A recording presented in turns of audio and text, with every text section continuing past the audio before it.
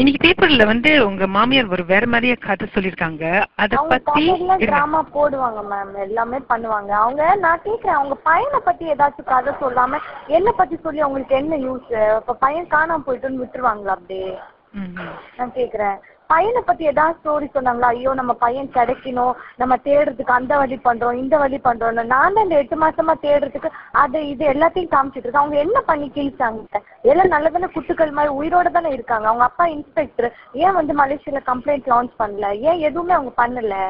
அவங்கதான் சொத்துக்கு அலையிறாங்க, நான் கிடையாது. நான் என் குழந்தைய வச்சுட்டு நல்லாதான் நிம்மதியா தான் இருக்கும். என் ஹஸ்பண்ட தேடுற வேலை மட்டும் பார்த்துட்டு இப்ப கூட நான் அடுத்து பந்திங் தான் போறேன். திருப்பி எனக்கு நேற்று ஃபுல்லா உட்காந்து ஒரு 5 hours நான் கம்ப்ளைண்ட் கொடுத்தேன். இப்ப திருப்பி இன்டெலிஜென்ஸ் டிபார்ட்மெண்ட்ல இருந்து என்ன இன்வெஸ்டிகேஷன் பண்றாங்க. கம்ப்ளீட்டா A to Z நான் சொல்லுவேன். என் ஹஸ்பண்ட்க்கு யார் யார் குற்றவாளியோ நான் கண்டுபிடிக்கிறதுக்கு போலீஸ்க்கு உடந்தையா இருப்பேன். எல்லாமே நான் சொல்லுவேன்.